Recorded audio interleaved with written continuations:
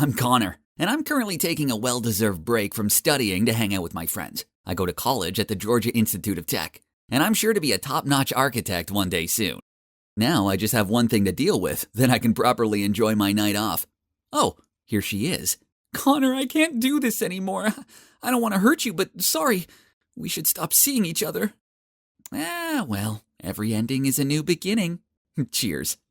I was the master of getting girlfriends I'm tired of to break up with me. It was great, as this way no one could ever accuse me of being a bad boy. What to do now? I reluctantly had to find a new challenge then. Oh, I'm sorry, I was just going to turn this in. That's okay. Just trying to find one more paper. What's your name? I'm Connor, hi.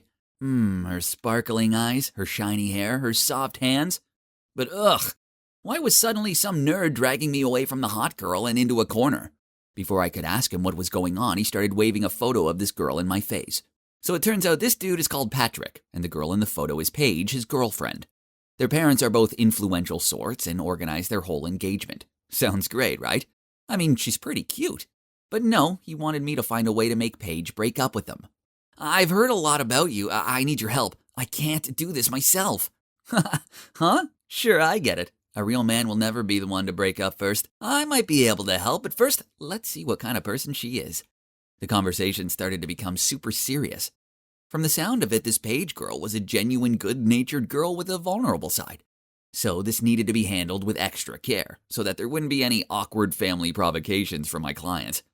Perhaps... Nah, this way wouldn't work. Neither would that way. I was about to give up when suddenly Patrick stacked a pack of money, approximately $1,000 on the table. Help me, then it's all yours. Whoa, that was a lot of money to me. It would get me the magnificent PS5 of my dreams. Besides, with my charm and handsome looks, I could make Paige fall in love with me and leave Patrick in no time. Genius! My debut had to be spectacular, so I looked online and hired some people pretending to be thugs to block Paige's path. Then I'd waltz in and rescue her. The plan was all set, so I leisurely walked to the rendezvous spot, but oh no!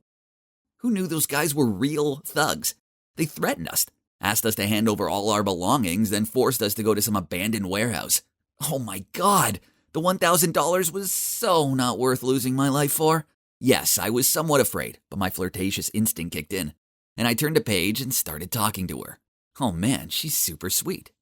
And I noticed that when she talks about something that interests her, she crinkles her nose. She's so cute, but most of all, she's really smart. Why, you ask? Because just an hour later, the cops showed up and arrested the thugs. Turns out, before Paige handed over her belongings, she quickly texted the thug's license plate to a friend and asked her to call the cops. Phew! And, luckily for me, thanks to this destiny meeting, I got a little more information about her and learned that Paige was planning to learn Spanish to major in tourism there. But there's one more important thing. That is, I think I have a crush on her.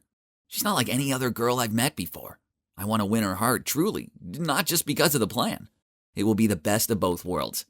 Patrick gets to be free of Paige as requested, but she won't end up a lovelorn girl because she'll have a new handsome boyfriend by her side.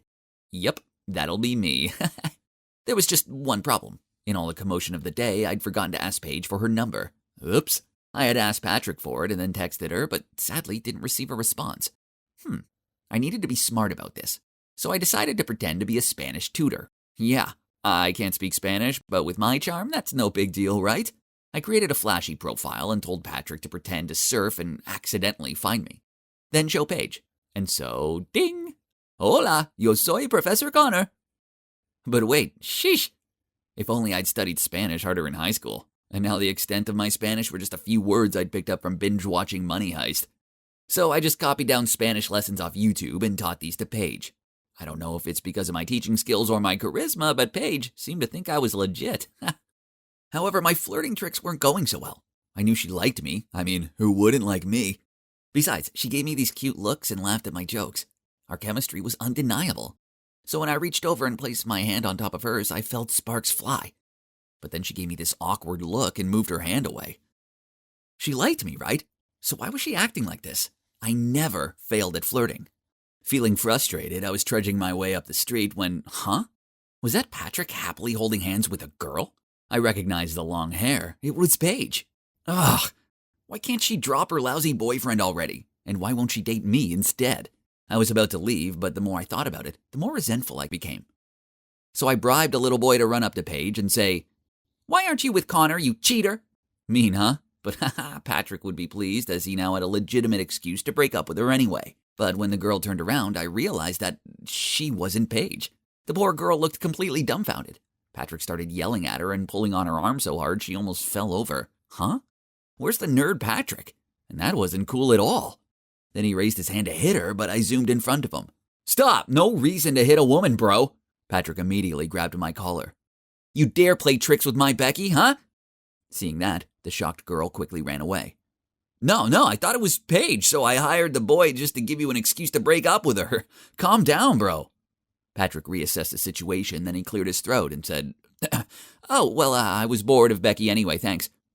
I was still shocked by this jerky side of Patrick when he immediately said, "By the way, you can stop the plan with Paige. I decided I like her now. Lately she's been so full of life and less clingy." He told me he would still pay me, then he hopped into a taxi. Ugh, that's the version of Paige when she's with me. I gave her that zest of life, you jerk. Whatever. From this day forth, he was no longer my client, and I didn't want his stupid money.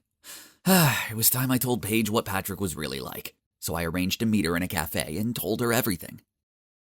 But when she got over the initial shock, she snapped at me. "I know this is all part of your twisted fabrication.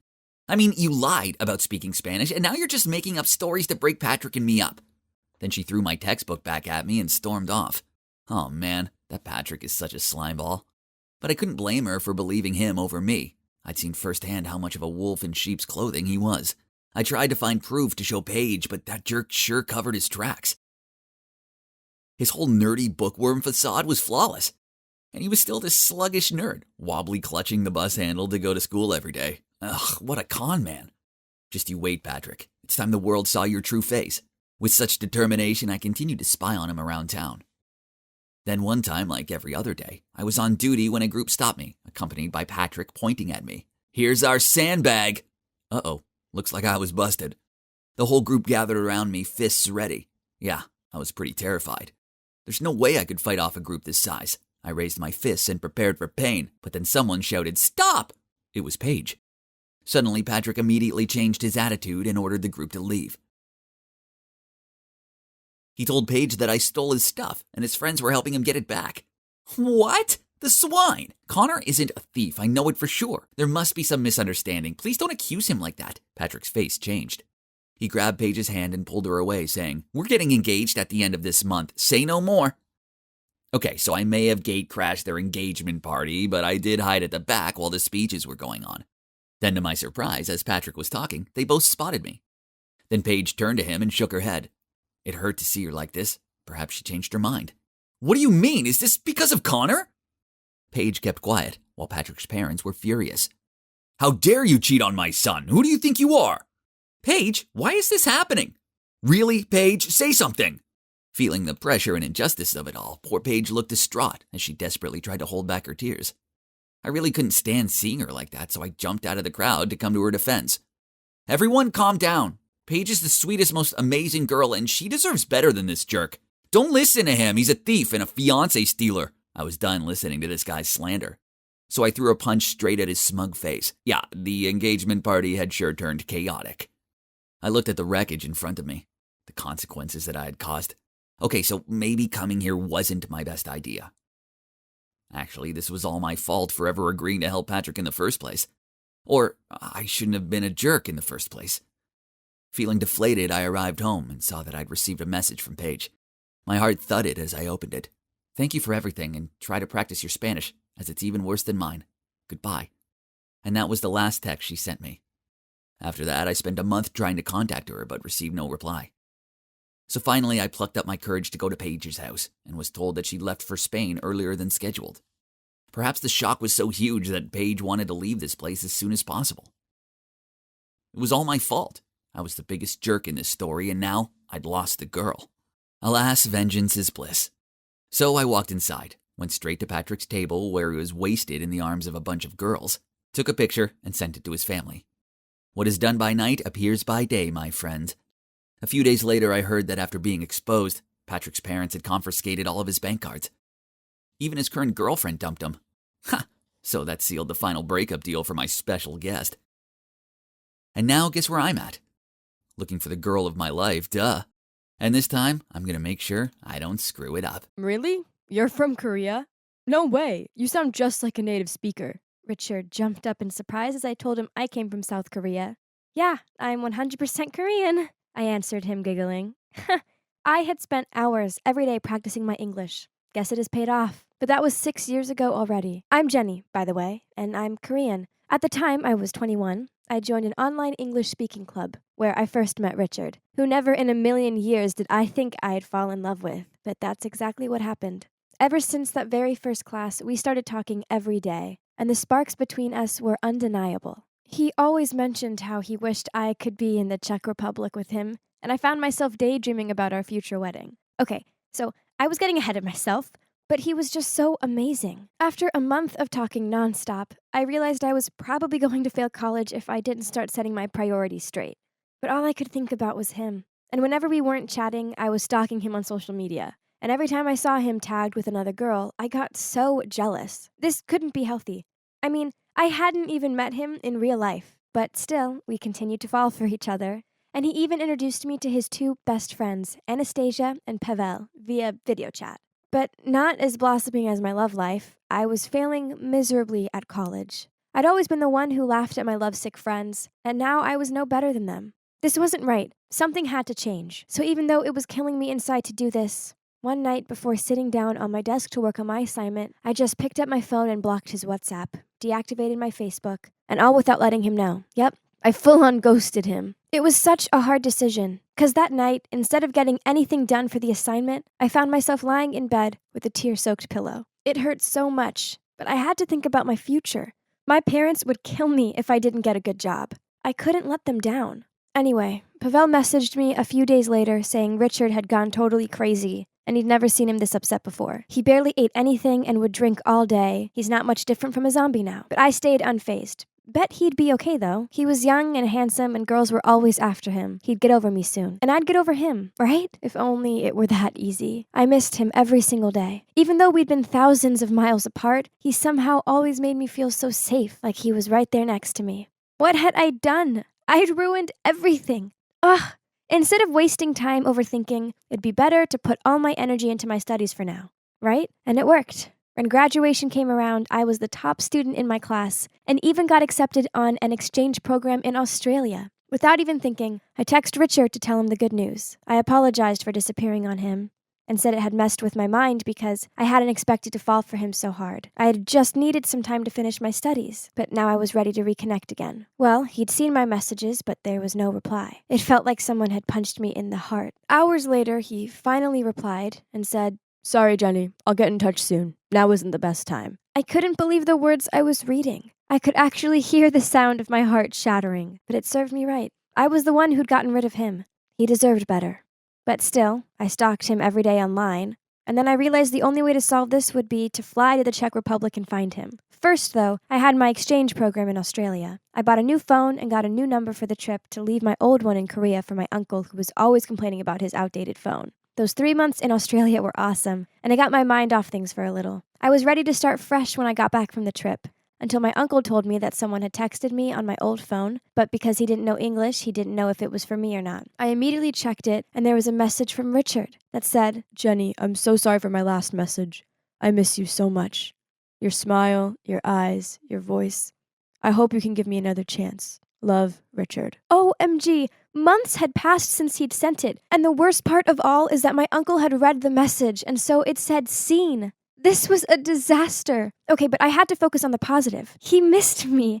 Maybe it wasn't too late. I tried to call him, but he didn't answer, so I texted him and explained what had happened. He finally replied and said he thought I'd given up on him. I'd never give up on him. We then had a proper phone call. "I am still thinking about you all the time. Why didn't you send me a Facebook message?" The words tumbled out of my mouth in a rush, as if I was afraid I would lose contact with him again in any sec. Suddenly, he went all quiet. And then he told me he'd recently met someone, and that he hoped I'd understand and still want to be friends. I felt devastated. Why was it so hard for us? But in the end, there was no other choice for me. I just wished him well and hung up. All I could do now was move on. It was time to find someone else to date. Clearly, Richard and I weren't meant to be. My heart hurt, but I found a job and threw myself into it, giving it all my attention. Eventually, I got promoted, and after 5 years, I was able to help my parents pay off their debt. I even moved up to a management position. Of course, during this time, I dated a bit, but I couldn't make any of the relationships last. I just missed Richard all the time. I kept dreaming of us spending Christmas together.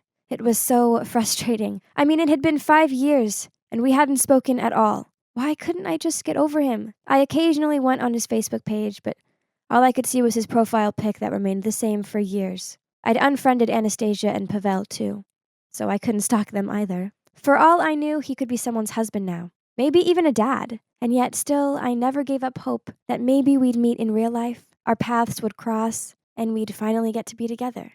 I couldn't stop thinking about this. And then 3 weeks before Christmas, I got a new following request on Instagram. I couldn't believe it. It was Pavel.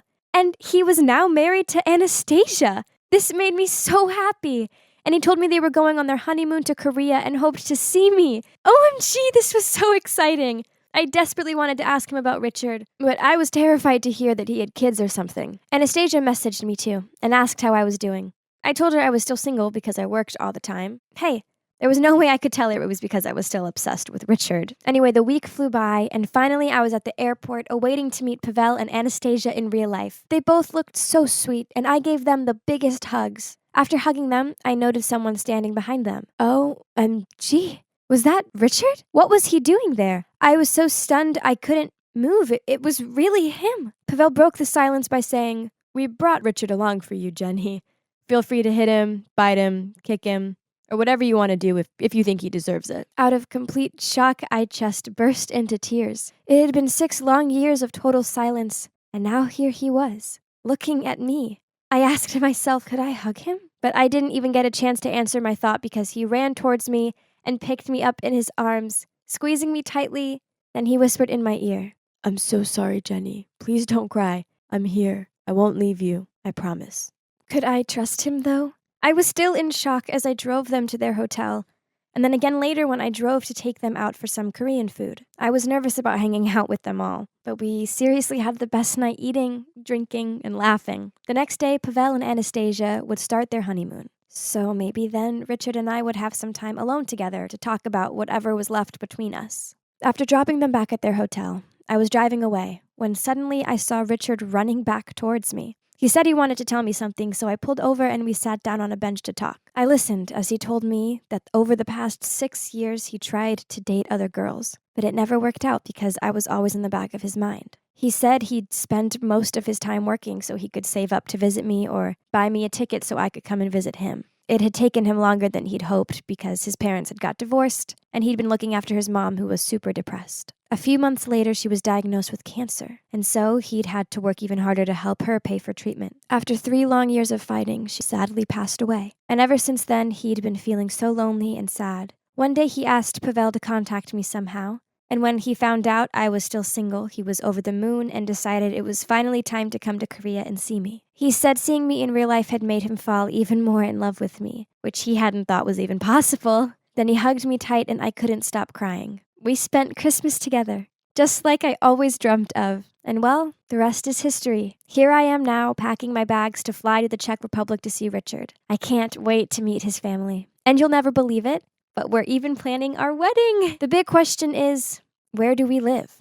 Should I go there, or should he move to Korea? To be honest, it doesn't matter. As long as we're together, it'll be perfect. So it's true what they say. If something is meant to be, it'll be. Even if it takes a year or 6. All I know is that I'm glad I had the patience, because I've never been happy. I wonder who will hit the jackpot this week. How about that blonde Joseph? Nah, he's too slow. Or there's Arthur. But last time that weakling even struggled to carry my tray of food. Seeing as there's a science test this week, I suppose I better pick someone smart. That's when I spotted Jace. His dad's my family's driver. Yeah, that nerd definitely won't let me down. So I'm Victor, I'm 17 years old, and I'm rich. My father's contributed so much money to this school that he has more power than the principal. So no matter what mischief I cause, the teachers know it's in their best interest to turn a blind eye. And look, I'm not only rich, but also handsome. Everyone wants to be my friend. Everyday girls chase after me, but tough luck for them. I'm already dating the hottest girl in school, Jessica. As for the boys, it's only fair they get to spend time with me. So each week I choose one of them to hang around with me and do my errands. Hey Jace, congrats dude, it's your lucky week. Sorry, could you choose someone else? Jace said timidly, then walked away. What? No one ever dared refuse me. I pulled his hand back, but he even spilled my juice box. That's it, nerd, you are so dead. The next day I was standing by my locker instructing Arthur to sort out my books when I overheard Jace talking to his friend about the science essay. Ugh. I totally forgot that we had to submit it online by midnight instead of in class. I know. I'll make Jace's assignment mine. Oh, genius. That afternoon I told my PE teacher that Jace was on duty. So she made him go tidy up the gym after class. Meanwhile, I went to his laptop and copied his work. Well, essay, done. Easy peasy. A few days later, the science teacher called the two of us to the office and asked why our assignments were identical. But hey, not only had I submitted it first, but I also had my foot on his neck. So of course I got to keep my A and Jace got an F. Ha! After school, Jace followed me to the car. Then when I was about to get in, he leaped in front of me and slammed the door shut. You're a cheater. You stole my assignment. Nah, I'm the one who has to say that. I submitted it first. Hearing us arguing, Jace's father stepped out of the car and frantically apologized to me for what his son did. You should know who you are. Your dad's just a servant, which makes you nothing. I smirked. Then I snatched the key from his dad's hand and jumped in the car. I'll get home by myself today. Bye, losers. That nerd had ruined my mood, and now I needed to cheer myself up with some fun. Oh boy, that party was awesome. As I passed through a tunnel, I turned the music volume up to max and swayed along. Suddenly, I looked up to see a truck whizzing towards me, so I swerved just in time and crashed into the road railing. Jeez, what the? I mumbled, then got out of the car. Anyway, I left my car there and got an Uber home. But hang on. Why was everyone driving on the left side of the road today instead of the right? Maybe the combination of alcohol and dizziness was making me imagine stuff. I opened my eyes and stretched out my arms. Ouch! This wasn't my room. In my drunken haze, I must have wandered into someone's shabby home. I rushed out of there and ran downstairs to find my mom and dad in the kitchen having breakfast. Victor, hurry up, else you'll be late. Oh, don't forget you're helping your mom out in the grocery store after school. What's with all this role-playing? Where am I? Terrified, I ran outside to check. What? The address is correct, 138 Riverside, but my house was a magnificent mansion. What's this hovel? Surely this is just some dream, right? I rushed back into the house and shouted, Mom, Dad, what's happened to our mansion? Son, are you dreaming? Haha, us rich enough to have a mansion. Now that's an unlikely thought. Now go change your clothes and I'll take you to school. No way. This was just a bad dream. Which often ends when we reach another location, right? Maybe when I get to school, everything will return to normal. Oh, school looks exactly the same. I was so relieved. I walked along the corridor and greeted people. Huh? Why were they blanking me? Ugh, have they forgotten who's the boss around here? But never mind, there's my honey bunch Jessica. I ran over to her and kissed her cheek. But I hugged my cheek in shock. My head was spinning, then suddenly someone nudged me from behind. It was Jace? I grabbed his collar. How dare he mess with me right in front of Jessica? Get your hands off my boyfriend. You're Jace's choice this week, so mind your attitude. Jace chose me? Who do you think you are? A dog-poor dude like you wouldn't be able to have a proper life and to attend this school without my family. Take a look at yourself. Honey, ignore him. Let's go. Jessica rubbed his arm and then they both left. I stood there dumbfounded. What on earth was going on? I felt like I tumbled into an alternate universe. I slapped myself in the face to snap out of it. Ouch! Why wasn't I waking up from this nightmare? This all started with that tunnel, right? If that was the door into this world, then it would also be the door out of this insanity. So I got in a cab to go back there. But wait, where was the tunnel? I made the driver go back and forth a few times, but it wasn't there. Then I ran out of money for the ride back, so the driver just left me there. Bewildered, I wandered around aimlessly till I reached a grocery store, where I spotted my mom working. Gosh, my mom, who always had servants around, now had to work her butt off? I couldn't bear seeing her like this and rushed over to help her. The next day I woke up early and thought that I'd choose a decent outfit to go to school. Well, life has to go on, so while I'm still stuck here, I should at least play my part. But, this version of me has terrible fashion taste. And look, now I've turned into a real nerd. I need to change it up a bit.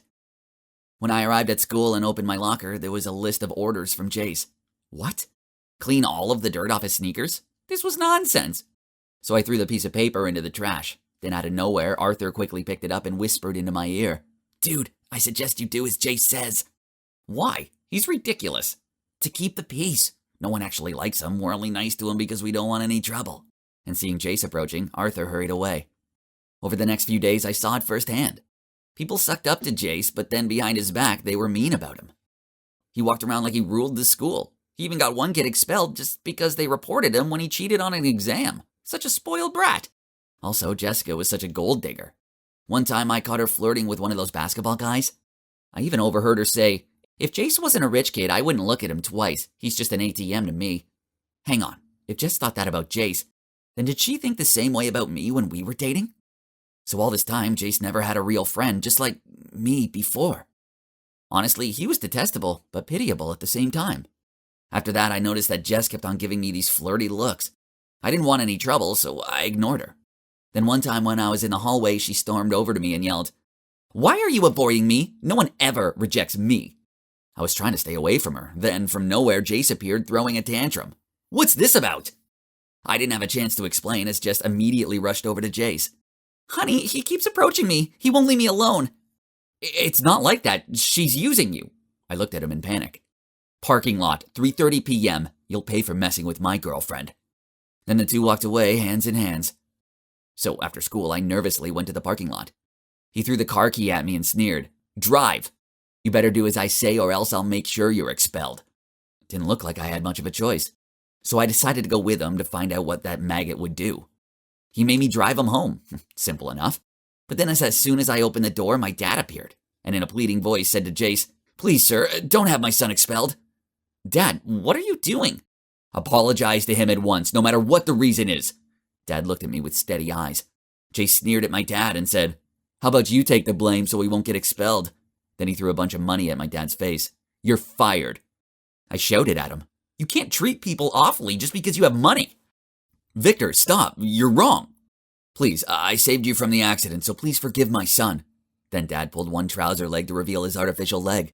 That was the first time I saw my dad cry. Wait, this reminded me of what happened last year. I was being such a jerk to this guy that he purposefully drove towards me for vengeance. But Jace's dad darted forward and pushed me out of the way. I know he was badly injured, but as an insouciant boy, I didn't think it was a big deal. Whoa, I really was so arrogant. I expected everyone to bow down to me, and I actually thought everyone wanted to be my friend, when in actual fact, I had no true friends at all. My head felt like it was going to explode. I wanted to run away, so I jumped into the car and drove away without thinking. I stopped the car when I saw it, the tunnel that had changed my life. Suddenly, this blinding light shone straight into my eyes. The next thing I knew, both me and the car were gravitating towards the light. Huh? Where am I? It looks like a hospital. Then I heard a yelp of delight and someone held my hand tightly. Oh, it was my mom. "Thank goodness you're awake," she said, as tears streamed down her cheeks. "Mom, Dad, why am I here? What day is it today?" "Son, it's May 22nd. You've been in a coma for the past 3 months. We weren't even sure if you were going to make it." It turns out that day, on the way home from the party, in the tunnel, I had a terrible car crash and ended up in a coma. So what I'd been through was just a dream, right? But the odd thing was that the time I'd lived in that mysterious world completely coincided with the time when I was in the coma. Could parallel universes be physically real? Whatever that strange universe was about, one thing was for sure. I'd learned my lesson. After being discharged from the hospital, I went back to being Victor, Jack a dandy. But don't get me wrong, I was not the extravagant me of the past. No, I'm a changed guy. The first thing I did when I returned to my normal life was to break up with that gold digger Jessica. But the hungry leech kept begging me to get back together. How shameless. Next, I for sure have to stop making other kids do my errands, and started to have small talk with them instead of giving orders. Now there was only one thing left to do. I needed to make amends with Jace. I asked my parents to give his dad a raise, and also throw a little dinner party this weekend to invite his family around. As I felt bad that I haven't had a chance to thank Jace's dad properly for what he did for me last year. Of course, my parents gladly agreed, and said that they're proud of me for being so thoughtful. So I'm preparing a little peacemaker gift for Jace too. I bet this is gonna make him geek out all the way. Hey, what's with the long face? Oh, hey, it's nothing, just a bad day. You know you can tell me everything, right? I'm your best friend, so I know when something is up with you. Spit it out. Okay, you're right, as always.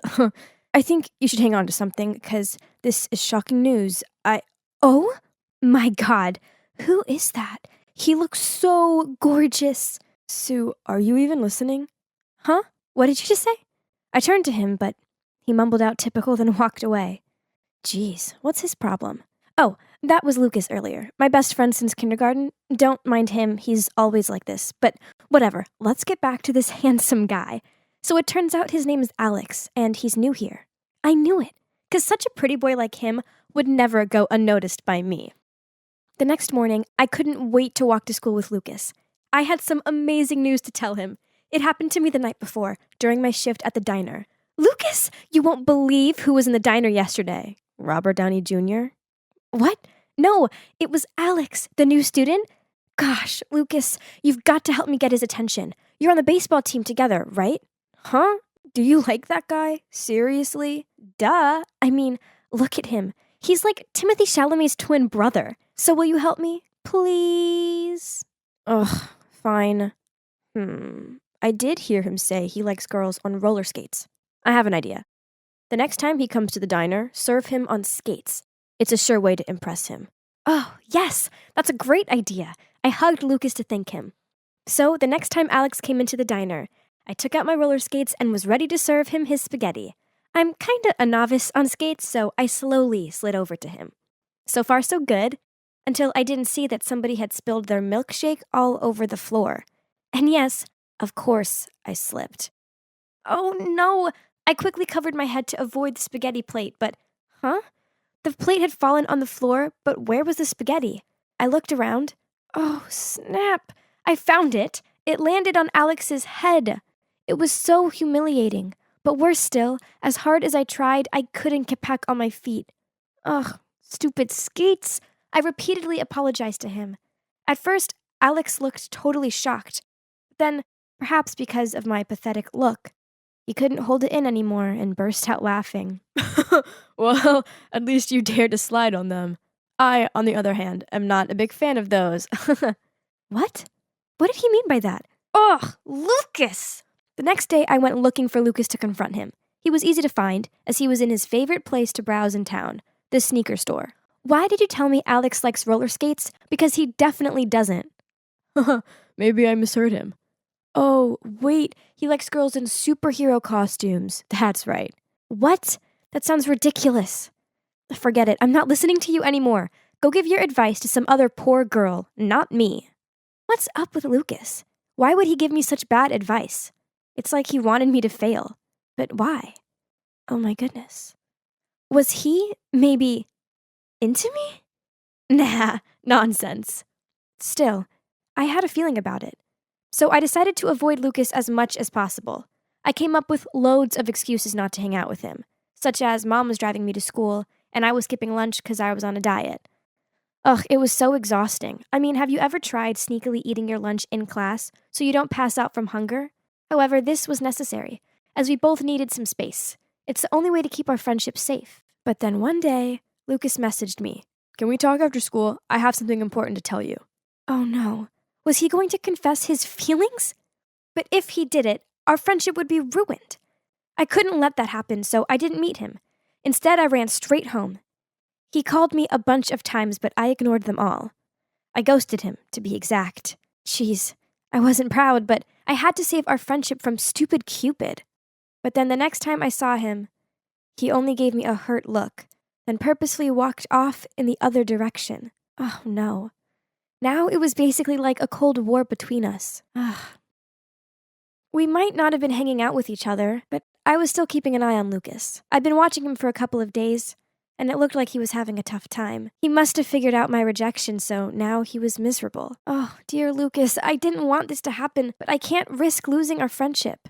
But then I noticed something. One time, the whole school went on a picnic trip. I watched Lucas from afar and noticed that he was giving dagger looks to a bunch of girls. Hang on. They were surrounding Alex. I even saw him trip another girl up who was going to join the group of girls adoring Alex, and then he made out it was an accident. Another time, I overheard him telling girls from other classes who were standing by the class door trying to get a glimpse of Alex that he pretended to be all cold and quiet because he had hideous teeth. Which, of course, wasn't true, because he had a smile that could light up a room.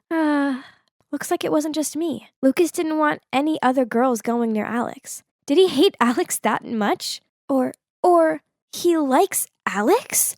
For heaven's sake! Stop thinking such nonsense, Sue. Your head was messing with you. Then one day, my mom heard that Lucas's mom was sick, so she made some chicken soup and told me to bring it over to his mom. I didn't want to go around there. I mean, what if I saw Lucas? Awkward. But who was I to deny a sick lady's soup? When I arrived, I opened the door and let myself in as I usually do. And that's when I heard the conversation between Lucas and his mom. Lucas, you need to forget about Alex. I want to, but I can't, Mom. He's always on my mind. Anyway, the important thing is your health. You need to eat something. Look at you, you're not getting any better. How can I eat after your dad left us? It's like all this time I've been living in a lie.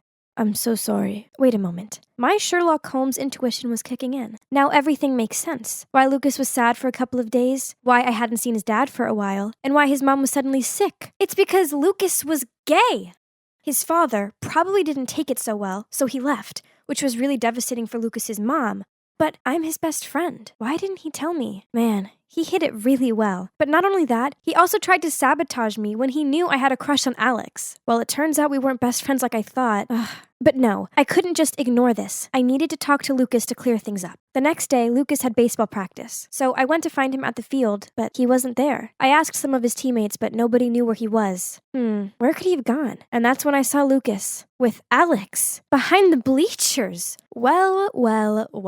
Look at them. All lovey-dovey. They talked for a bit, then each of them walked away in a different direction. I watched them from a distance with my arms folded. That traitor! I was so ready to yell in Lucas's face. And that's when our eyes met. He was startled when he saw me, like he'd just been busted. Well, it was technically the correct word to describe the situation. Sue, what are you doing here? Why do you look so flustered? Come on, I know about your relationship between you and Alex, so you don't need to hide it anymore. How did you know about it? I heard you and your mom talking about it, but I don't understand. How could you do this to me? You knew that I liked Alex. I know, but I couldn't explain. I was so ashamed. You should have talked to me first, but instead you stole Alex from me. Best friends don't do that to each other. Hold on a minute. What did you just say? I stole Alex from you? What do you mean? Ugh, come on. Just stop with all this hiding and lying. I know you two are together. What? Why was he overreacting like this? Was what I just said not true? Well, turns out it wasn't. I was totally wrong. Just one thing was for sure. My detective intuition sucked. And that's when Lucas told me the truth. Lucas and Alex weren't in love. Lucas even hated Alex because he's Lucas's half-brother. Oh my.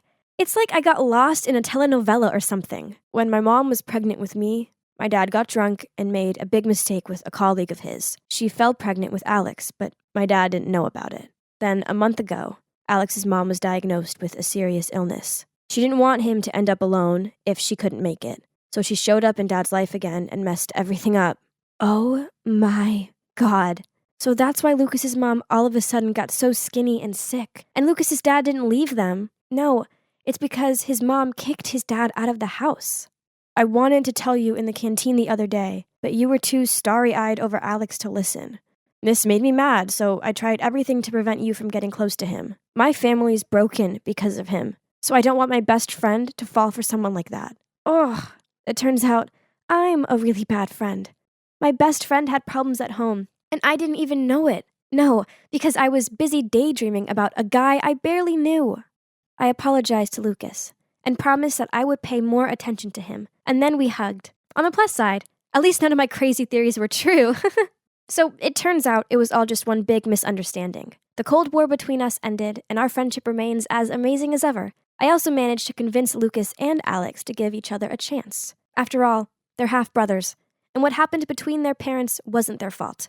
Besides, Alex's mom is seriously ill, so he needs Lucas more than ever. It's great hanging out with them both and seeing them laughing and joking about. Peace at last. The three of us have become pretty great friends. Oh, do you want to hear something funny? Lucas actually offered to matchmake me with Alex. But it's okay. I refused. Why, you ask? Well, the three of us are such awesome friends now, and I don't want anything to ruin that. Pretty mature of me, right? I was casually walking along the hallway, just minding my own business, when I felt a cold breeze rush through the hallway. I turned my head to see, and oh, it was Natasha. Ooh.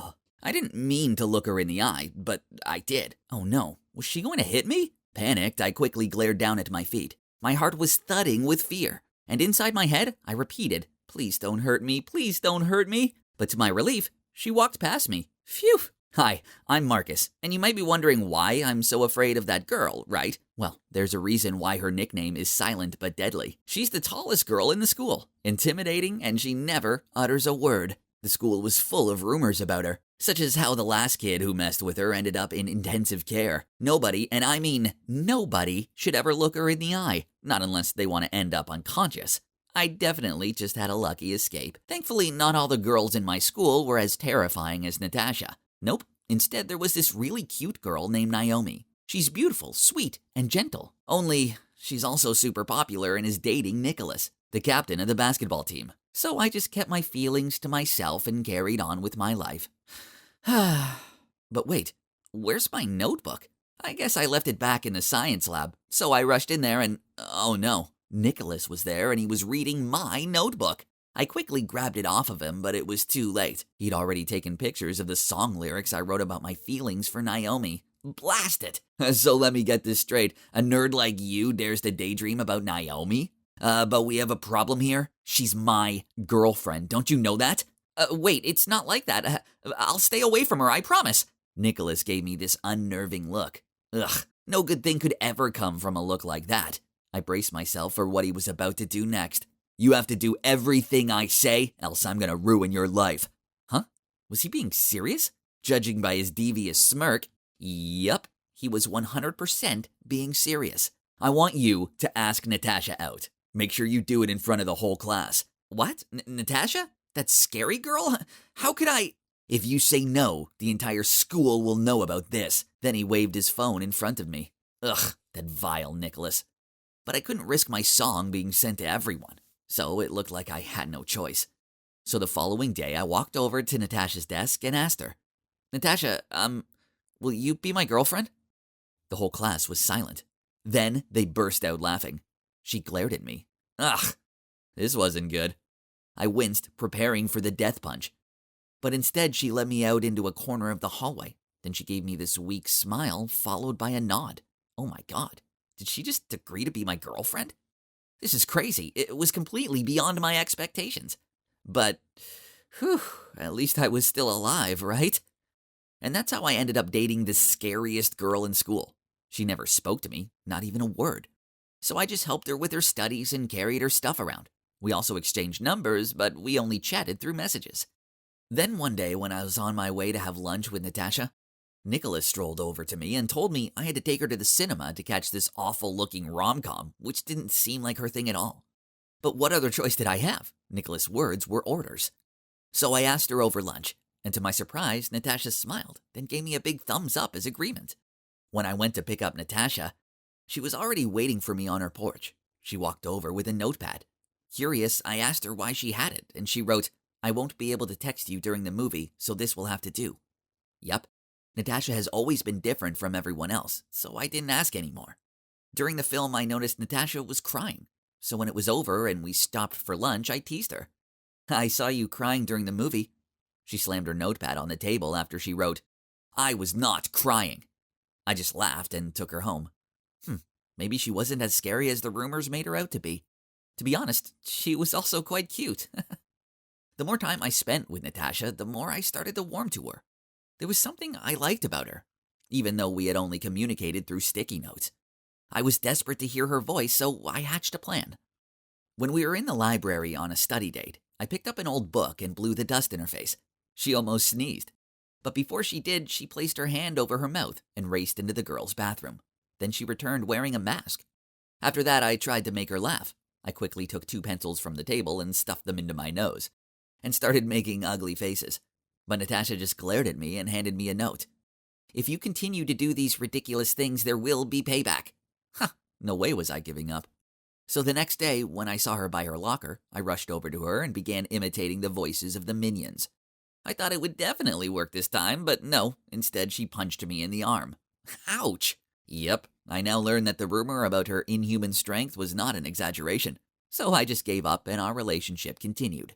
Then one weekend, when I was at Natasha's house to study, I went down to the kitchen to get a drink, just as her mom returned from the grocery store. As I helped her unpack, we started talking. She told me about Natasha's love of collecting glass art, the pieces of which filled the house. Then her mom touched my shoulder and thanked me for making her daughter happy again. Oh man, this was awkward. Now I felt super bad. To divert the convo, I asked if Natasha talked at home, but she just smiled and replied, "Natasha's such a quiet kid, right?" Then she told me how it's because Natasha's always been taller than the other kids, but she has a squeaky voice. This led to lots of teasing, and once she got so upset, she pushed a boy over and accidentally caused him to have a nosebleed. Since then, people started to shun her, so she withdrew from herself and stayed silent. Hearing this made me feel so guilty. What I was doing was wrong, and Natasha didn't deserve this. Then her mom said something that truly shocked me. In middle school, this one girl named Naomi was horrible to all. The mean comments got so bad she refused to go into school for weeks at a time. Huh? Naomi? The same Naomi I know? No way! Confused, I told Natasha's mom I needed to leave and left her looking bewildered as I ran out of there. My mind was a mess. I had a crush on a mean girl. And I'm just as bad, if not worse, after what I did to Natasha. Then my phone rang with a text from Natasha. It said, "Sorry if my mom said something she shouldn't have. You okay?" I texted back, "We need to talk tomorrow, please." So we decided to meet at her house the next day. Alone in her living room, I told her everything, including my notebook, liking Naomi and how Nicholas was blackmailing me. "Natasha, please, you have to believe me. I'm sorry I did this to you." I saw the hurt look in her eyes. Then she threw a note at me and ran to her room. The note told me to get out, but before I did, I stood on the other side of her door. "I don't expect you to forgive me, but I couldn't continue our relationship on a lie. Look, I like you, and I don't want to deceive you anymore." After that, I left, and I also texted Nicholas that I didn't care if he told everyone. I'm done being his puppet. The next day, I expected school to be intolerable, but to my surprise, nothing happened. Instead, I saw that Natasha was trying to sort out her locker. A crowd had gathered around her, and Naomi was taunting her. "How does it feel to know that even your boyfriend likes me more? He doesn't like you." Natasha carried on sorting out her books, but I could see that she was fighting back tears. Furious, I pushed past them all and told Naomi to stop. She just jokingly said, "You know, if you wanted to date me, you could have just asked. You didn't have to spend so many months suffering with this giant scarecrow. You're right, I did like you back when I thought you were a nice person. But now I know the true you. You're a coward who only feels good when it's at the expense of someone's misery. And I can see why you target Natasha the most, because she has two things you'll never have, a true kind heart and a loving spirit." After that, I pulled Natasha away and told her how sorry I am. But she didn't even glance at me and just walked off. A few days later, after PE class, I was about to go to the locker room when a classmate, Dante, came up to me. "Marcus, help me carry the PE equipment into the storage room, please. I have a stomachache." He hugged his stomach, then hurriedly ran away. Without thinking much, I packed up the equipment and carried it into the storage room. As soon as I put it down, I realized that Nicholas, Naomi, and some guys from the basketball team were waiting there for me. "Oh, well, Marcus, do you really like that weird Natasha? Didn't see that coming." Then the whole group burst into laughter. "You have no right to say that to her. Take a look at yourself." "Whoa, are you defending her?" Then she turned to Nicholas. "Babe, show him who's the boss here." Then she pulled out her phone and started recording. Nicholas smirked, then grabbed my shirt collar with one hand and reached out his fist to me with the other. I tried to struggle but couldn't get out. He was too strong. Knowing I was doomed, I closed my eyes and awaited his punch, but suddenly a loud shout came out. "Stop!" I opened my eyes to see Natasha and a teacher standing in front of the door.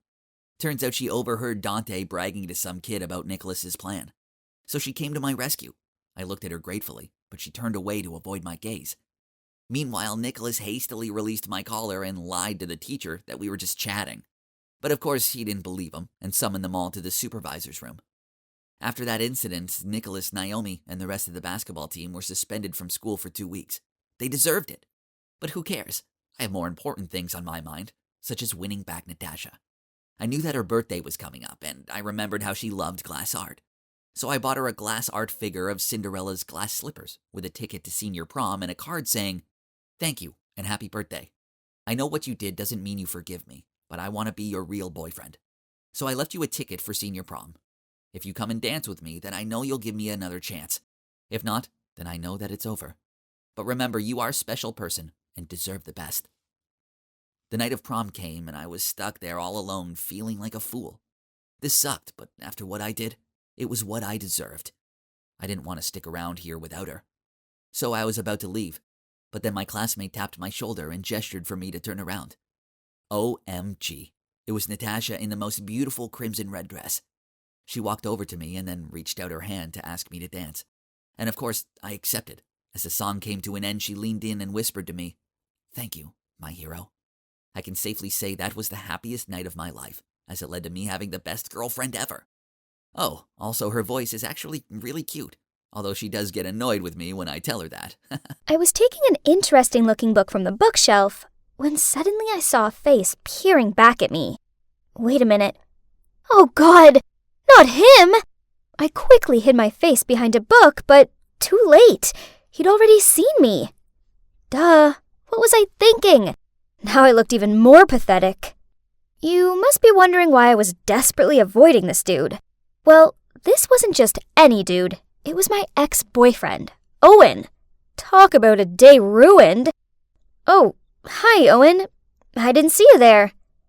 Are you here by yourself? Oh no, I'm here with my girlfriend. There she is. Hey babe, I'm here.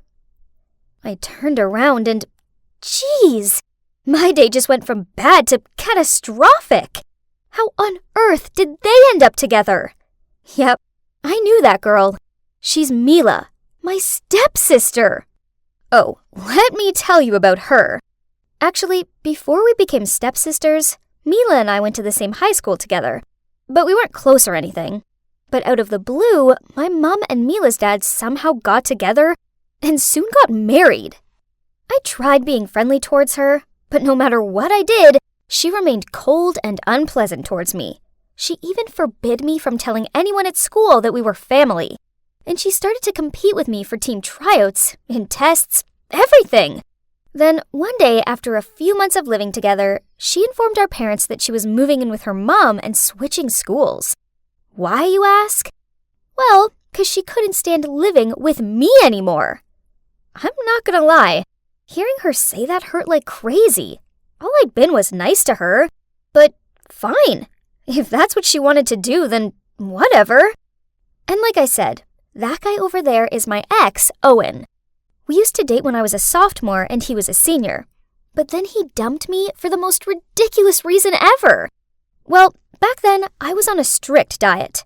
Every time we went out for some food, I would order a depressing-looking salad, and Owen would order a delicious hamburger with fries on the side. So I always snuck a fry or two from his plate, and a couple of bites out of his burger. But I mean, sharing is something totally normal in a relationship, right? But, well, Owen didn't think so. So just like that, he ended things with me, then went away to college. But now he was back in town for summer break, and he was dating my stepsister. Ugh. Oh, hey Amy. Long time no see. Oh yeah, I hope you don't mind, but I'm with Owen now. Ugh, I hate her sarcasm. And did she have to latch onto his arm and stroke his hair? What about you, Amy? Are you seeing anyone at the moment? There was no way I was going to tell them I was single. That would be so embarrassing. So I flipped my hair, then started bragging about my awesome older boyfriend. A mature guy who has the face of a movie star and the body of a Calvin Klein model. Wrinkles started to form between Mila's eyebrows. In your face? But then Owen suddenly said, "Great. How about a double date tomorrow night?" What? Great idea, babe. I want to meet the lucky guy who stole my sister's heart. My God, they weren't joking. Ugh, I had no other choice but to agree. Darn it, where was I going to find a handsome older guy by tomorrow? Amy, are you trying to wear away that table? Oops, I'd been so preoccupied with my dating dilemma, I hadn't realized I'd been cleaning the same table for 20 minutes. Hey, but wait. I took a closer look at my manager's face.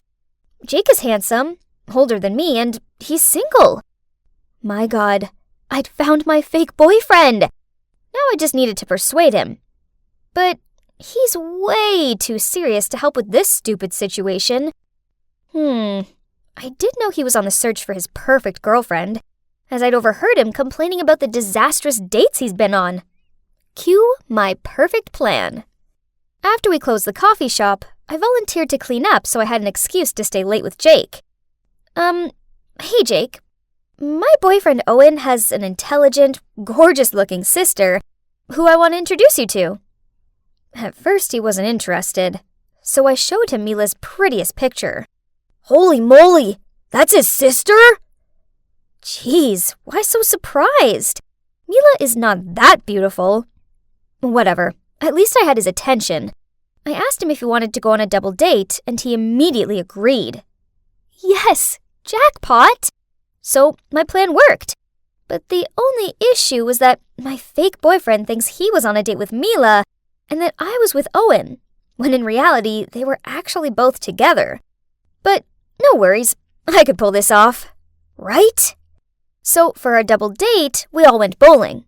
Jake took an instant liking to Mila and tried to impress her with his bowling skills. Me, on the other hand, sucked at bowling and got constantly teased by Owen. So when it was his turn and he misjudged his throw and threw the ball straight in the gutter, I had loads of fun teasing him back. To be honest, I was enjoying hanging out with him. And please, don't get me started with his looks. He's definitely grown more handsome with time. Suddenly, it was my turn again, and Owen was asking me if I wanted him to show me how to throw a bowling ball correctly. I timidly said yes. So he stood behind me, touched my hand, and showed me. Oh my God, my whole body was heating up, and I could feel that Owen was blushing too. Hang on, I think I still have feelings for him. Mila didn't deserve him. He should be with me. Overall, the double date was a big success. Jake didn't suspect a thing. And not only that, but he also helped keep Mila away from Owen so that I had a chance to win him back. But then a few days later, Jake told me that he really liked Mila and asked me if I could set them up on a date, but this time only the two of them. What? He actually liked Mila? Of course, I couldn't set them up. It was impossible, because Mila was with Owen. So, reluctantly, I suggested another double date. He agreed, but this time he insisted that we went out for a romantic dinner. Fine. Everything was okay at first, but then Owen placed his arm around Mila while she fed him some of her mashed potatoes. I glanced over at Jake and saw the dumbfounded look on his face. I needed to separate them quickly, so I asked Mila to come to the bathroom with me. Oh, Owen is such a great guy. He's so thoughtful, and he always treats me like a princess. Ugh, she's so annoying. Well, enjoy him while you can, 'cause he would soon be mine again. When I walked out of the bathroom, Jake ran over to me and dragged me into a corner. Owen and Mila are really strange, don't you think? Are you hiding something from me? What? I would never. They're just close siblings, that's all. Oh, and by the way, I talked to Mila in the bathroom, and she thinks you're a great guy. Of course, that was a big fat lie. If I was Pinocchio, my nose would be as long as an entire baseball bat. But at least Jake was buying it, 'cause he looked so thrilled. We went back to the table and continued this so awkward dinner. Suddenly, Owen and Mila started calling each other Buttercup, Cutie Pie, and other disgusting nicknames. Jake and I just sat there with super awkward faces. Hey, Mila, you and Owen seem to be pretty close. Have you always been this way? Of course. We just can't get enough of each other, can we, sweet stuff? She looked at Owen with dreamy eyes and kissed him on the cheek. Yes, on the freaking cheek! I looked over to Jake and, yep, he looked so horrified. But maybe he hadn't figured out they aren't siblings. Ugh, who am I kidding? Of course he'd figured it out. After the double date, he yelled at me for tricking him. I explained to him that I really like Owen and that I was trying to win him back. What about you? Do you like Mila? Jake silently thought for a minute, then nodded. He really likes Mila a lot. So I suggested that we should team up to break the couple up. And Jake agreed. I told Jake that Mila is into photography and also has professional equipment. So he messaged her asking if she could take photos of the coffee shop for his online page. And Mila said yes. While that was going on, I turned into a complete creep and followed Owen just so I could accidentally bump into him at the bakery. Then we had some croissants and talked about the old days. I thought it would be fun spending a whole day with Owen, but no. On the contrary, it soon began to get boring. Kinda annoying even. Turns out, his personality hadn't changed at all. He kept his food out of biting distance of me and still told the lamest jokes. Listen to this. What do you call a sad coffee? A depresso. Now I regret buying him that coffee. Maybe I should reconsider this. I mean, do I really want this boring guy back? Then he told me he was planning a special surprise for Mila, and he wanted to discuss it with me over dinner at his place. When I was in the kitchen helping him to cook, he suddenly lunged forward and tried to kiss me. Huh? What? I was so startled that I threw some carrots in his face. Oh my God. My plan actually worked and Owen had fallen for me. What about Mila? I thought this whole meeting was about a surprise for her. And that was when Owen came clean to me. He had no surprise planned for Mila. That was just a ruse to get me here. Also, turns out the time we met at the bookstore wasn't by chance. Owen had been stalking me. What? Creep! He also knew that Mila was my stepsister, so he purposely got with her to make me jealous. Amy, it's you that I love. It's always been you. What? Hearing him say that gave me the shivers. Well, now at least one thing's for sure. Any feelings I thought I had for him had 100% evaporated. Letting you go was a big mistake. Please come back to me. Mila means nothing to me. I don't care about her at all. Oh, wow. Owen is a massive jerk. How dare he take advantage of Mila's feelings like that? Ugh, I needed to warn her. But before doing that, I had to give him a piece of my mind. Let me make this clear. I only went on a double date with you guys because I didn't want to lose to Mila. Nothing else. May I remind you that you're the idiot that split up with me? Oh, and your jokes are really lame. And that's it. Owen just stood there with a bewildered look on his face, and I left. I ran straight to the cafe shop where Mila was and blurted out the whole truth about how Owen was just using her to make me jealous. I can't believe you're doing it again. What do you mean by that? Don't act all innocent. You're stealing my boyfriend again. Huh? What did she mean by again? Turns out back then, Mila had a crush on Owen. So when Owen and I started dating, she got real mad. And that's why she was always so cold with me.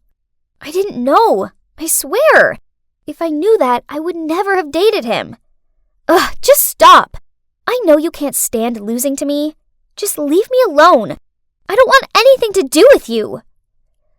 I give up. Talking to her was pointless. But then Jake suddenly spoke up. Mila, she's trying to protect you. If she didn't care about you, then she'd just let you be with that jerk. But no, she told you the truth even though she knew you'd probably react like this. Because that's what sisters do. They protect each other. Mila fell quiet for a bit, but then realized Jake was right.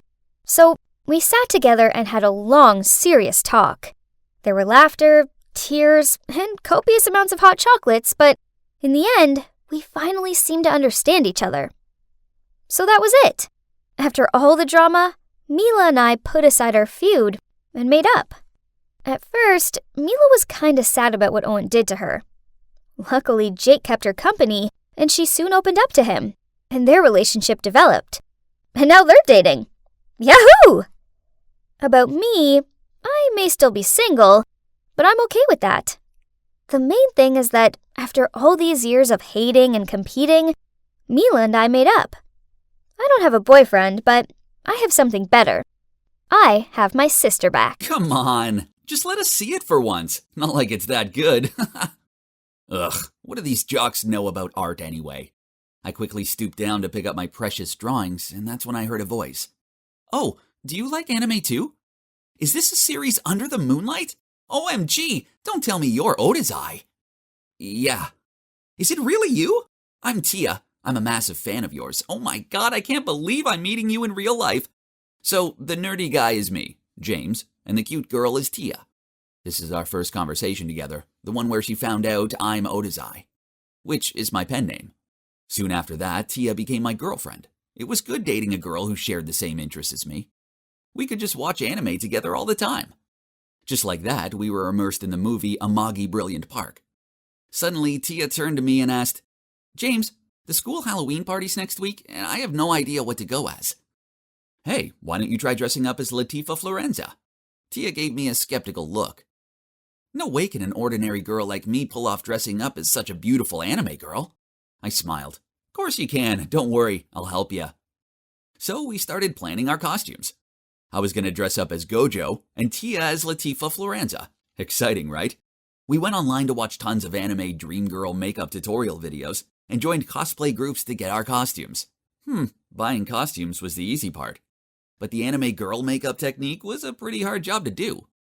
Big round eyes, unnatural eye color, thick and long eyelashes, pointed chin and a small mouth, etc. Ugh, that was Tia. Bet she just broke another eyebrow pencil in half. This makeup stuff seems stressful, huh? I arrived at the party first and waited outside for Tia. I felt kinda cool in my Gojo costume, and I couldn't wait to see Tia in hers.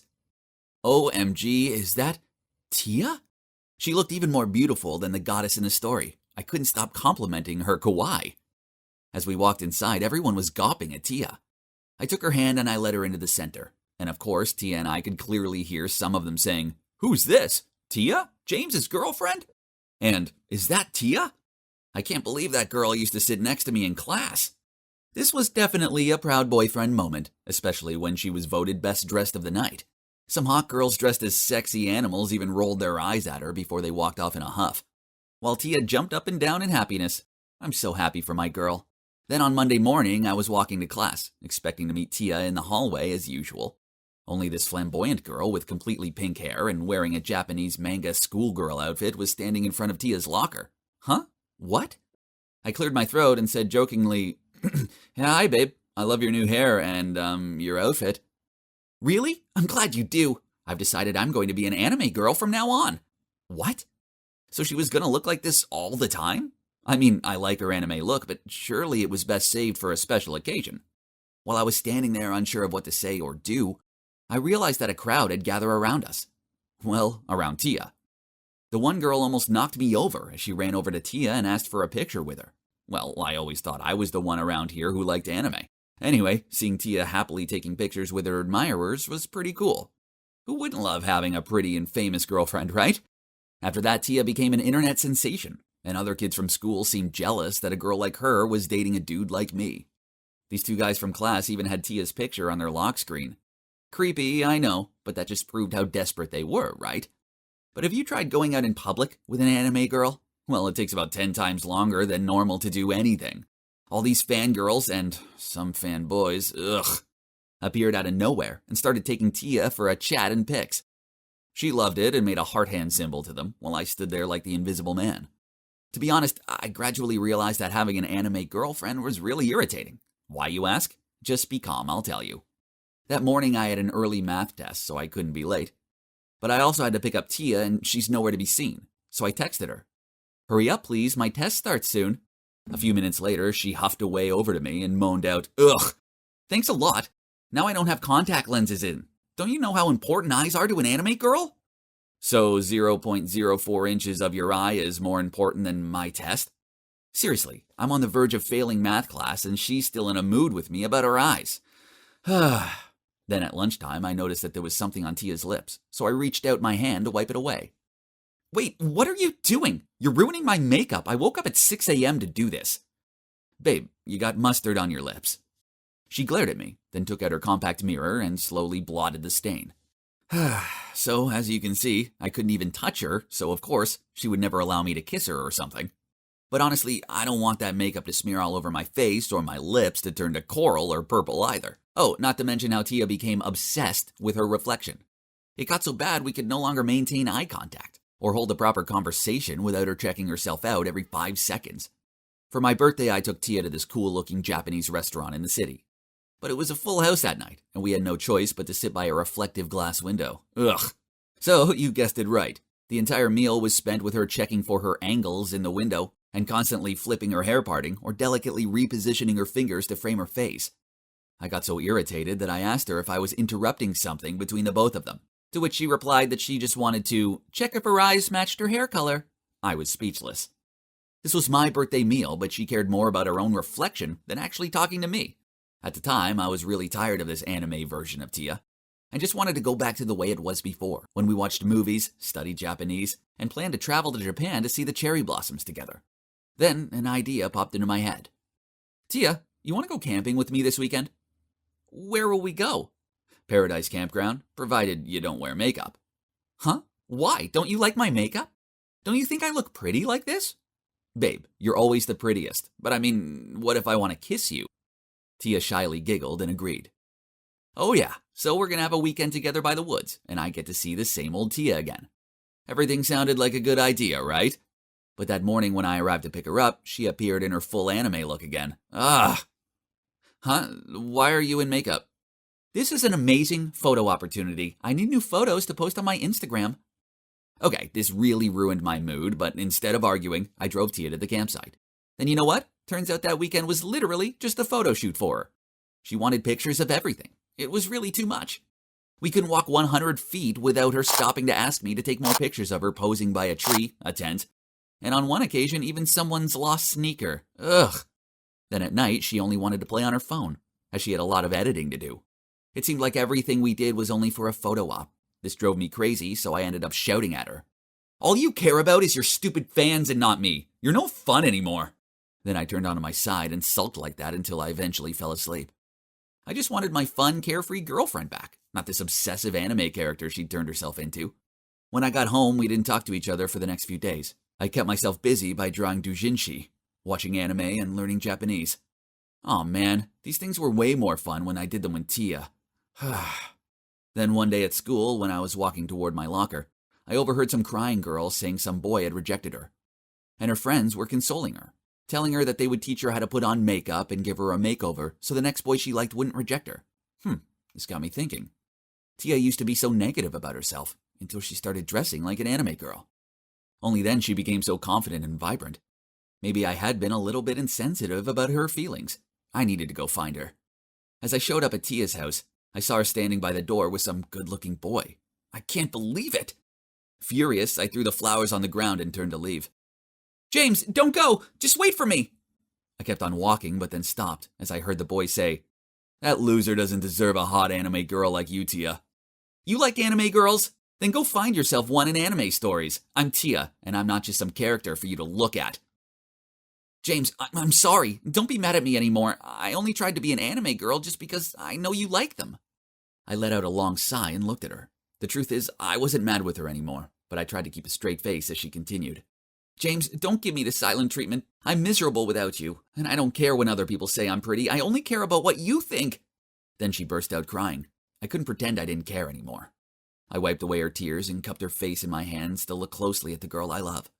But wait, under the smudged makeup, what are these tiny red spots exposed on her skin? Oh my God, what's wrong, Tia? I don't know. I was a bit itchy at first, and recently it's gotten worse. Concerned, I took her straight to a dermatology hospital. The doctor said Tia was allergic to some ingredients in makeup products and prescribed her medicine. Phew. Luckily, she just needed to stop applying the makeup for a while and use some special cream to recover. What if you go off me because I can't be an anime girl for a while? Tia, I love you for you. With makeup on or not, you're still the most beautiful girl in the world to me. Anyway, your health comes first. You really think I'm beautiful? Yes, really. Besides, this is actually better, because it means I can actually kiss you without looking like a clown. So Tia and I got back together.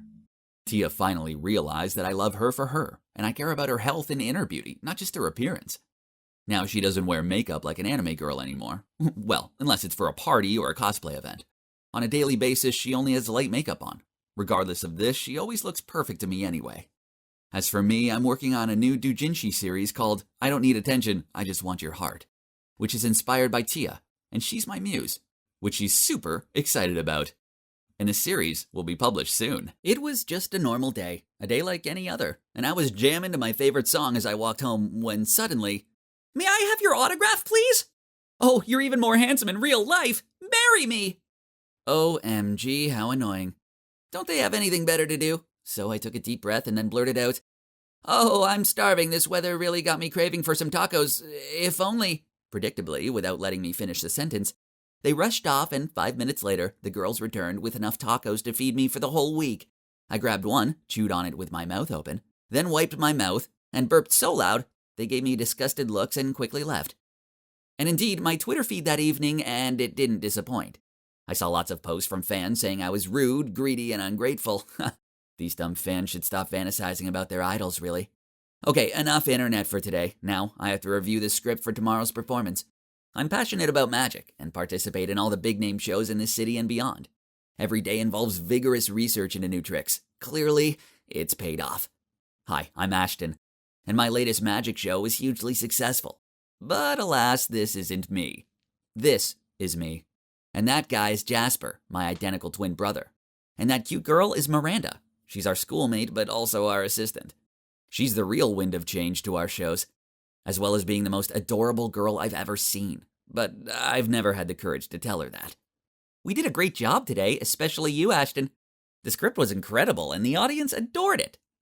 I don't know how I can ever thank you guys enough. I've learned so much, and I'm having lots of fun working with you both. This was my opportunity to tell Miranda how I feel. I opened my mouth to speak, but then a smiling Jasper came up alongside her, touched her shoulder, and said, "And you too, sweetie. You're so talented and charming, the audience thinks you're amazing, as do I." Miranda smiled back, and then they both started chatting and walking away, leaving me behind. To be honest, we might have been identical in looks, but our personalities were polar opposites. My brother thrives off attention, while I'm kind of shy. When we were little kids, everyone preferred Jasper over me. It didn't matter that our mom dressed us in the same clothes. People always swarmed around Jasper and called him handsome, bright, and smart. But me, well, I may as well have been invisible. Now, don't get me wrong, I don't hate my brother, but I'm fed up with always being a shadow next to him. See, even these trophies have Jasper's name on them, not mine. "Hey, Ashton, I got this for you a few days ago, but I forgot. Have fun." I smiled wryly and mumbled back, "Thank you," but honestly, inside I felt terrible. I was the mastermind behind our performances, not him. I wrote the scripts, created the tricks, and even designed our costumes.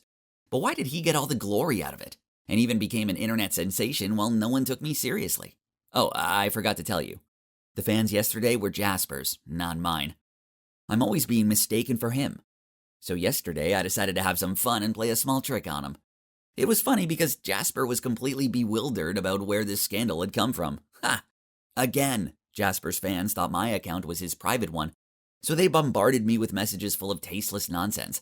"Jasper, I love you so much. Jasper, I'll sue you for stealing my heart. Have you seen my boyfriend? He's reading this text right now and his name is Jasper." Ugh.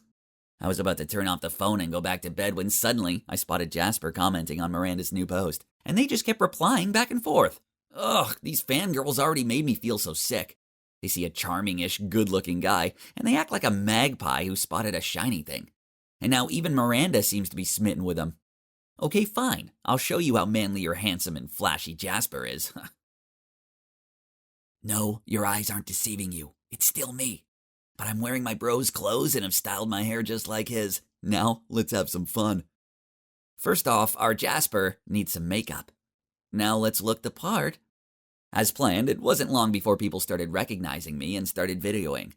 So I deliberately gave a horrified yelp and ran away. As expected, those videos were soon passed around on social media, and the comments were coming non-stop. Hey, some YouTubers even made reaction videos to that. Oh man, this is so hilarious. I was laughing so much my stomach ached. Suddenly, Jasper stormed into my room. He didn't even knock, and he looked all serious. "Hey, what's this?"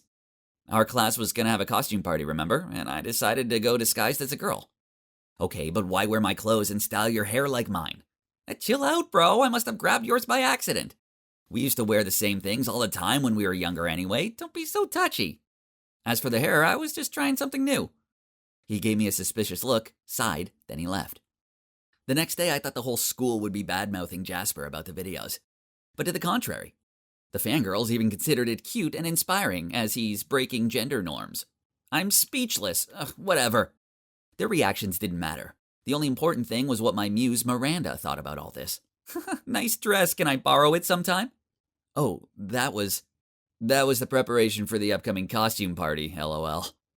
Ooh, no, I mean, it's cute though. Gosh, my plan's now officially a massive fail. I stayed there watching them for a bit, and she just kept on playing with her hair as she gave my brother these gooey-eyed looks. Ugh. Then, to annoy me even further, right in that afternoon, Mr. Wainwright, our principal, came into class, stopped in front of Jasper's desk, and asked him, Jasper, will you please do me the honor of performing on behalf of the school at the town hall launch event next week? Jasper immediately accepted the invitation, and the principal thanked him, then left. What about me? He didn't so much as look my way. You know, I'm the one who creates the content and everything. Jasper's just the one who acts following my script. This is so frustrating. All this unfairness wouldn't have happened if I didn't have glossophobia. Yeah, public speaking scares me out of my wits. So I could just sit there, fist clenched, feeling my anger grow. This sucks. I was backstage with Jasper going over the show itinerary when Jasper blurted out, I want to make a small change. I want to confess my feelings toward Miranda at the end of the show. He pointed to the stage and continued, I'm going to hang a box of flower petals on the ceiling, and during the applause, you'll pull the strings and whoosh! The flower petals will fall down on us as I confess. How's that? Romantic, huh?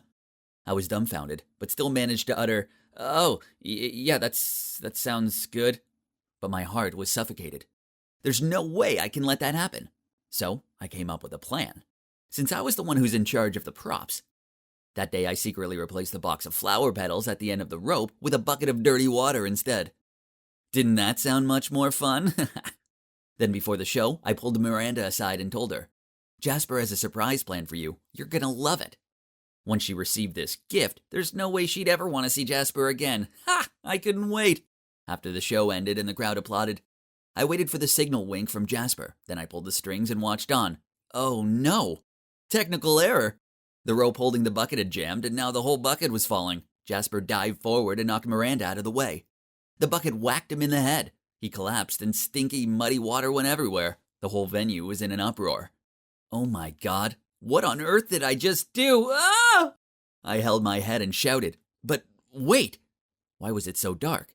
Hey, this is my room, isn't it? I felt so cold, drenched in sweat and shivering. Reached my phone to look at the calendar. I had to pinch myself while my heart was still pounding. Turns out D-Day is yet to come. It's tomorrow. So I was just dreaming? I hadn't really harmed my brother, had I? I rushed into Jasper's room to check. Phew! He was lying there playing on his phone. I felt so bad, just because of childish jealousy. I'd almost harmed my own brother. I thought for a moment and then walked over to him to confess everything. Jasper, I'm sorry, but I have to say this. All the scandals recently were done by me, deliberately. The tacos incident and the Walmart one, too. He looked up from his phone and sighed. Why would you do that? Because I like Miranda, too. Huh? Really? I didn't know that. Why didn't you tell me? I was even going to ruin our performance tomorrow. Okay, just scold me or hit me, anything. I deserve it. Jasper clenched his fist and held it up in front of me. I closed my eyes and was ready to take it. But then, to my surprise, he patted me on the shoulder and said calmly, I'm angry. No, furious. But honestly, I'm more disappointed. We're brothers. We're family, you remember. But I'll take the blame too. I suppose I do milk the fame a bit too much sometimes. I know you're the one who comes up with all the killer content, and I suppose I shouldn't have been so open with my feelings towards Miranda. I should have stopped to consider yours. After talking for a while, we finally agreed that after the performance tomorrow, we would text Miranda to confess how we feel toward her. And whoever she accepted, it would be God's will. The performance was outstanding, and we even got to take photos with the mayor and shake his hand. But the most thrilling moment was this. When we got home, Jasper and I sat next to each other and texted Miranda to confess our love. The message popped up on our phones one after another. So, who will win in this game of love? I held my breath and opened the message. Ashton, I feel the same, but please keep it a secret from Jasper. I don't want him to feel awkward. X. I was about to shout out with joy when I saw Jasper looking smug. We looked at each other in bewilderment, and then held the two phones side by side to compare. Oh my gosh. Miranda texted me and Jasper the same message. She just switched our names around. Gosh. So she planned to love us both in secret? All this time, and my so-called muse actually was just some sneaky little snake. Dang. And to think I almost lost my brother over her. She's really not worth it. We were stunned, then we both burst out laughing. And you can guess what we did after, right, of course. We said bye-bye to Miranda and found a new assistant. Hopefully we both won't get hurt feelings for this one. It's true that I used to be sick of being my bro's sidekick, but it's different now. I understand that even though we look the same, we each have our own personalities. That's why there are different things in life that might be suitable for him, but not for me and vice versa. And you know what? I'm proud of that. Besides, I'm working hard to overcome my shyness and put my face in the light. People are finally getting to know me, and though I'm still the guy behind the scenes, I also have a huge fan base now. Oh my God, Evan! Let's get married on April 3rd! What? Are you serious? Yeah, look! Then she waved her phone in my face. On the screen was some article about choosing special dates to get married. It's 04/03/21. We could get married anyways, right? So why not choose a unique date? And you'll never forget our wedding anniversary. But babe, that's 3 days away. How are we going to arrange a wedding in such a short time? She jumped to her feet. We will marry on this special date. Then she ran off upstairs. She was kidding, right? As this idea was insane. Oh, by the way, that was Mila, my girlfriend. And I'm Evan, and we've been dating for over a year now. I didn't give any more thought to her mad idea, but then later I saw her making all these calls to wedding locations and everything. And that's when I realized she wasn't kidding. Unsurprisingly, all the local wedding venues were fully booked for that date. So Mila came up with a crazy plan. We would drive to the wedding capital of the world, Vegas. My God, this was lunacy. But Mila wouldn't take no for an answer, so it was settled. We were going to Vegas, baby. There's one problem. We live in Alaska, so the trip would take us about 2 days and 16 hours. We called into work to take a few days off, and then we woke up super early and began our long journey to Vegas. I have to admit that I was kind of excited about our adventure, but little did we know how many ridiculous situations we would come across on our way. We started the journey at 5:30, and only a few hours in, Mila got peckish, so she started munching on our snack supply. Later on, I was craving potato chips too, so I asked her to feed me some. But to my horror, none of the snacks were left, and we hadn't even crossed city limits yet. That's not humanly possible. Then, when we reached the highway, she suddenly said she needed a pee. I stopped at the nearest service station, but she didn't go to the restroom. Instead, she turned to me and said, Actually, since we're here now, why don't we go grab some lunch? Excuse me? But it was 10 a.m. And didn't she just eat all our snacks? I knew it was pointless arguing with a hungry girl, so I just followed her. After that, we hit the road again. I was getting a bit bored, so I reached for my phone to turn on some Post Malone, but Mila stopped me and said that she had something far more interesting. The audio novel To All the Boys I've Ever Loved Before. Jesus. It was so boring that it almost sent me to sleep. So for the safety of our lives and the lives of other drivers, I decided to stop at a motel to get some sleep. Besides, I couldn't endure hearing any more of Laura Jean and this guy Peter. The next day after breakfast at a diner, we were walking to our car when Mila suddenly saw a pregnant woman loading stuff into her trunk. She immediately ran over to the lady, then told me to do the heavy loading while she just stood there and chatted to her. Suddenly, the lady touched her stomach and said that she wasn't feeling well. Oh my God, don't tell me that she was gonna... Oh boy, her water broke! Quick, we need to get her in your car and take her to the hospital! My car? What if the baby comes out? But Mila didn't listen and was already helping the lady get into the back seat. My God, I hope the baby didn't slip out too soon or else I'd have to burn my car. Let me drive. You sit in the back with her. Her husband isn't here, so she needs a man for emotional support. What? That sounded absurd, but there was no time to argue. The lady began to scream because of the pain. I tried to calm her down by telling her to breathe in and out, but she just shouted, "Shut up!" Then held my hand and squeezed it really hard. Oh my God, she was going to break my fingers like toothpicks. It hurt so much I began to scream with her. Thank God we got the lady to the hospital on time. Phew, I couldn't imagine what would happen to my hand and my car if the baby had arrived any sooner. So the journey continued. As we were driving through Fort Nelson, I saw a guy holding a sign asking for a ride to the nearest service station. Of course, I ignored the dude and wanted to drive past him, but my girl Mila over here just couldn't seem to brush that aside. She made me stop the car and warmly welcomed him into our car. Ugh, that was so annoying. While I was driving, I smelled something really awful. My God, it was so smelly that I couldn't breathe. It had to be this dude. I gave Mila an angry glare, but she just gave me a guilty smile back. Well, at least she had to suffer too. I had no choice but to open the windows on a highway. Mila clutched her head as she shouted, Are you crazy? Close the windows. The wind is ruining my hair.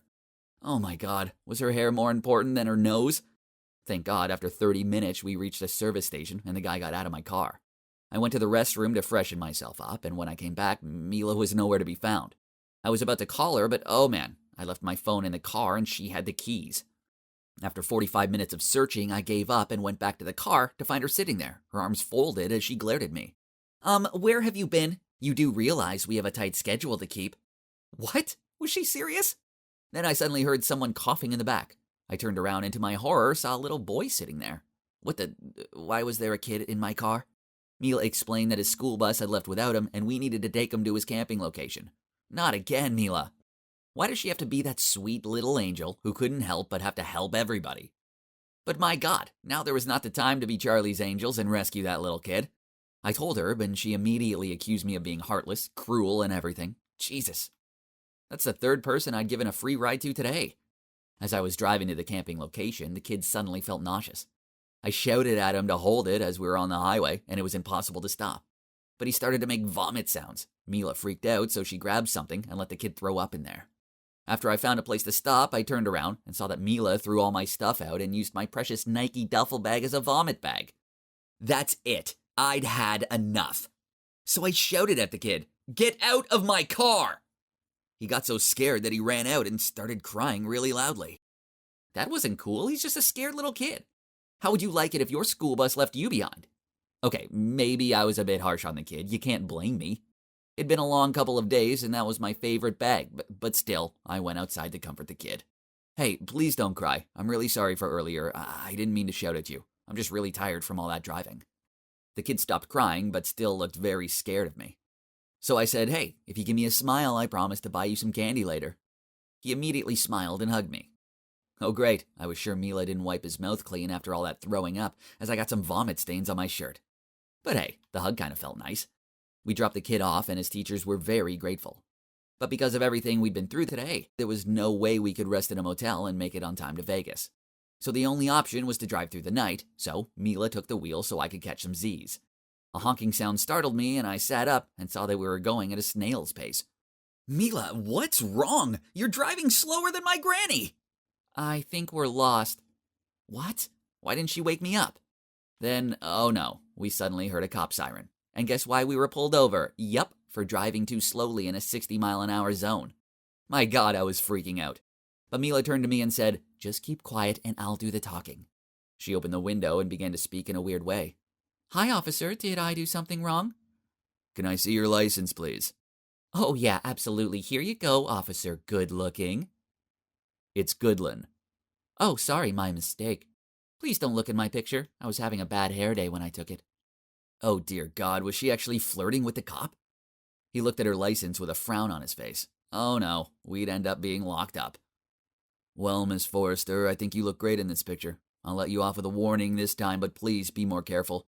Driving at 20 in a 60-mile-an-hour zone is more dangerous than it sounds. Oh my God, thank you so much. Today must be my lucky day. I'm stopped by not only a very handsome but also kind-hearted officer. If I don't get married tomorrow, I will definitely get your number. My God, I think he gets it. After that, I didn't talk to her the whole night. How could she flirt with another man right in front of me? And now we had less than 16 hours to get to Vegas and get married. So we grabbed a quick breakfast from a diner, then carried on driving. On the plus side, we finally crossed the Canadian border. We were in Montana, baby.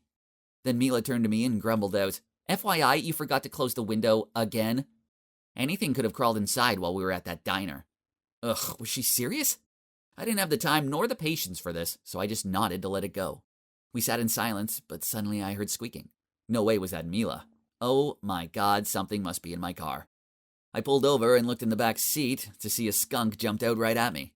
We both screamed and got out of the car. While I was trying to think of a way to get rid of it, Mila suddenly pointed. Do you realize the car is rolling down that hill? I turned around and the car was really moving. I must have forgotten to pull the handbrake. We chased after it, but luckily it rolled into a muddy patch. I looked inside and phew, at least the skunk had gone. I tried driving away, but the car made an awful sound and only seemed to sink lower into the mud. So I went outside to push the car, and Mila switched to the driver's seat, but then mud splashed everywhere. And when I say everywhere, I mean everywhere. I called out for her to stop, but guess what? She didn't hear me over the music, she just had to play. Unbelievable. While here I was, covered in dirt. But, well, as annoying as the loud music was, the weekend's blinding lights kind of boosted me up somehow, which made me push the car as hard as I could. And yes, it got out of the mud. I was tired, dirty, hungry, and I just wanted to get to Vegas in one piece. Was that too much to ask? I think God heard my prayers, because we made it to Las Vegas, baby.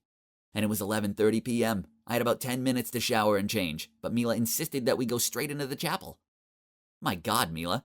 I looked like I'd been wrestling John Cena in a mud bath. We ran towards the reception, and when I looked at my watch, it was 11:45 p.m. Oh my God, I couldn't believe we made it. The past 3 days felt like 3 freaking months. Hi, it's 040321, and we're here to get married. The reception frowned at us, then said, Sorry, sweetie, but it's the 4th. Then she pointed at the calendar on her desk. Huh? Had we jumped time or something? Then I had a light bulb moment. Nevada is 1 hour ahead of Alaska. My God, we totally forgot about that. It was already April 4th. Mila looked devastated, and I was feeling a bit down about it too. But if I really had been a groom with this muddy look, I never would have dared look at the wedding pictures ever.